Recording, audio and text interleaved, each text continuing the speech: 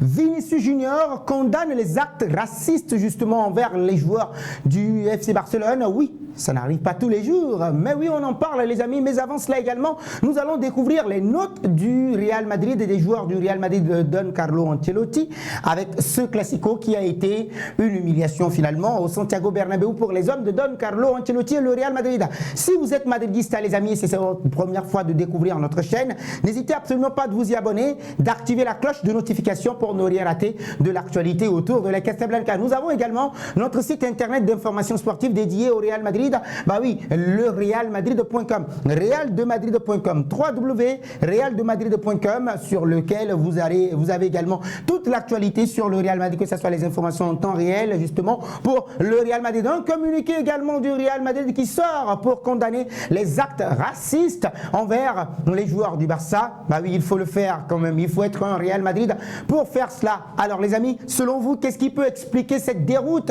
des hommes de Don Carlo Ancelotti? Vous m'en direz un peu plus dans les commentaires. Mais avant cela, découvrons ensemble les notes de notre rédaction. Les 3W Real de Madrid pour les joueurs de Don Carlo Ancelotti. On rappellera également que c'est cette lourde défaite qui a infligé ou bien qu'a infligé le FC Barcelone au Real Madrid sur sa pelouse du Santiago Bernabéu. C'était une déception, comme le dit justement les 3W Real de Madrid.com. Bah oui, quelques jours après un match référence contre le Borussia Dortmund.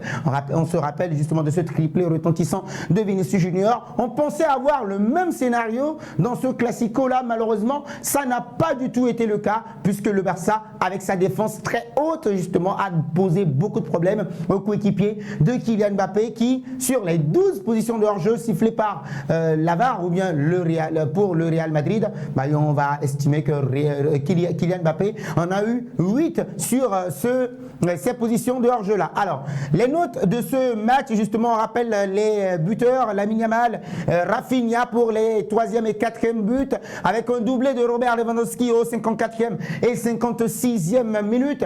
Dans ce classico-là, André Nulin aura une note de 5 sur 10, puisque oui, dans les cages du Real Madrid, bien que souvent en difficulté justement avec son jeu au pied, il a frôlé la catastrophe en première mi-temps face à la pression incessante de Rafinha et de Robert Lewandowski qui ont su exploiter quand même ses hésitations. Au fil du match, Eder Militão a dû prendre en charge certains dégagements pour minimiser les risques malgré ces quelques failles techniques et ces 2 buts encaissés.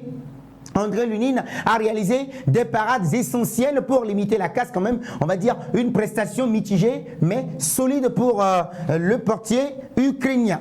Alors nous allons continuer et parler justement de Lucas Vázquez.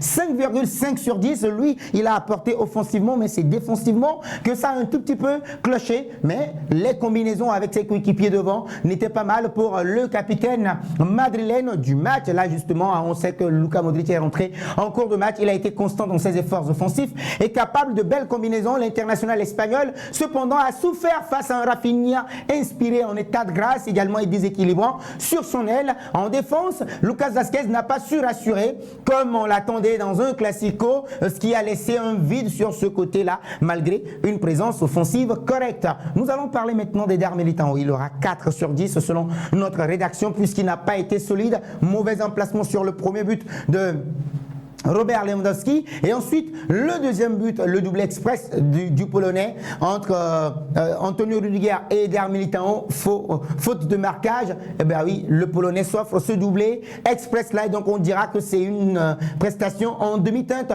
pour Eder Militão. Nous allons passer à Antonio Rudiger. Il aura une note de 4,5 sur 10 parce qu'il n'a pas été à la hauteur de la prestation à laquelle il nous habitue. Eh bien oui, sur les 1 contre 1, il a été pris à défaut également et il n'a pas su contenir l'assaut de Robert Lewandowski qui a profité de ses erreurs justement pour inscrire 2 buts. Une prestation avec des éclairs mais insuffisante dans l'ensemble pour Antonio Rudiger. Nous parlons maintenant de Ferland Mendy, 4 sur 10. C'est lui qui fait un mauvais pressing justement sur Robert Lewandowski, ce qui oblige le Polonais à se frayer un passage et la passe décisive de Marc Casado pour Robert Lewandowski. Ferland Mendy a déçu dans ce classico-là et il n'était pas du tout à son meilleur niveau. Nous parlons maintenant d'Aurélien Tchouaméni, 6 sur 10. L'une des meilleures notes justement pour le Français, celui qui fait un travail dans l'ombre. Il était dans l'ombre sombre, on l'a senti, justement, il était là pour presser également sur Lamine Yamal. Il a empêché pendant les premières minutes de ce match, d'ailleurs même la première période,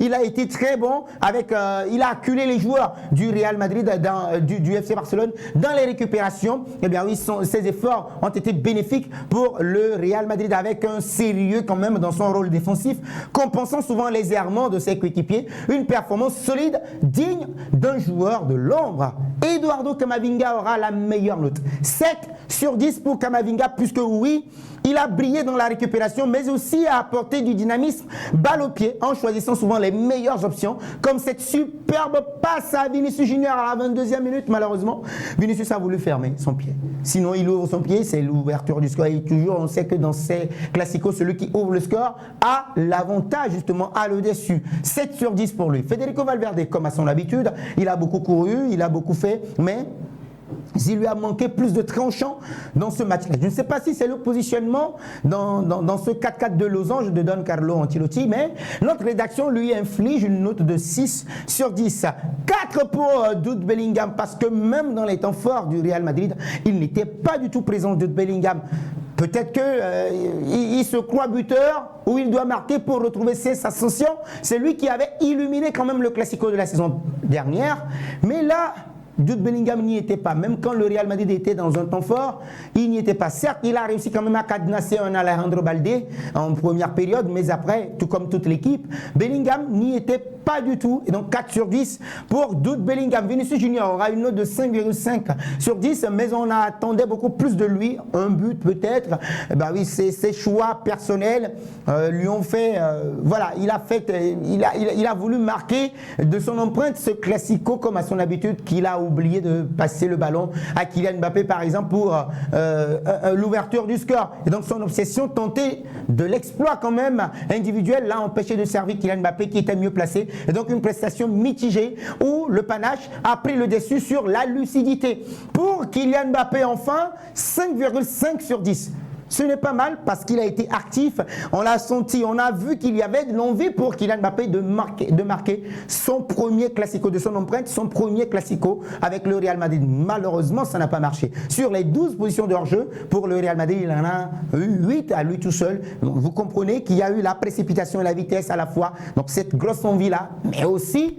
comprenez que la faute à cette défense assez haute du FC Barcelone qui a posé beaucoup de problèmes à l'attaque du Real Madrid. Mais on a senti cela. Quand vous voyez une attaque comme ça voudrait dire qu'il y a du répondant et il y aura toujours du meilleur pour Kylian Mbappé. Donc oui les amis, n'oubliez surtout pas de donner également vos avis dans les commentaires. On en vient maintenant à ces insultes racistes après les buts du FC Barcelone dans ce Classico-là. Et donc Vinicius Junior n'a pas du tout aimé cela. Et donc 22 heures après le Classico, Vinicius Junior craque complètement et il faut punir ces fauteurs de troubles selon le futur Ballon d'Or. Vous pourrez suivre également la cérémonie en live commentée sur notre chaîne en début de soirée. N'oubliez surtout pas de rester connecté sur notre chaîne realdemadrid.com. Et donc oui, dans la joie comme dans la défaite, le Real Madrid reste droit dans ses bottes en ce qui concerne les valeurs humaines et sociales. Vinicius Junior condamne les cris racistes qui sont descendus des travées du Santiago Bernabéu et il dit ceci, oui, ce sont des actes criminels. Il s'est dit déçu des actes criminels et il estime ceci, ce qui s'est passé hier, enfin samedi, au Santiago Bernabéu ne reflète pas du tout la beauté du football. Eh bien oui, avec des insultes racistes, eh bien oui, c'est regrettable. Il n'y a pas de place pour ces criminels dans notre société.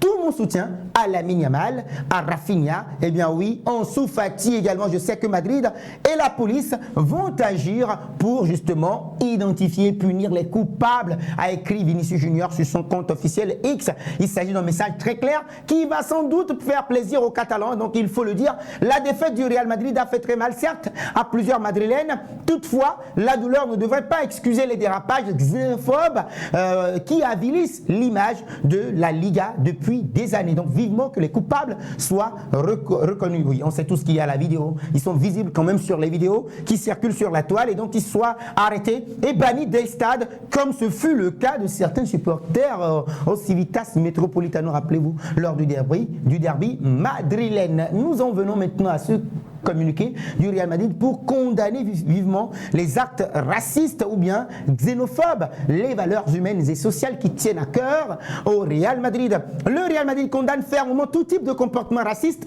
xénophobe ou violent dans le football et le sport et regrette profondément les insultes proférées hier soir par quelques supporters dans les coins du stade. Le Real Madrid a ouvert une enquête afin de localiser et identifier les auteurs de ces insultes déplorables et méprisables afin que les mesures disciplinaires et judiciaires appropriées puissent être prises. Voilà qui magnifie encore une fois la Casablanca, le Real Madrid. Les amis, vos analyses, bien eu votre avis sur ce qui s'est passé dans ce classico, l'humiliation du Real Madrid. Qu'est-ce qui pourrait expliquer cela selon toi? Dis-moi dans les commentaires ce que tu en penses.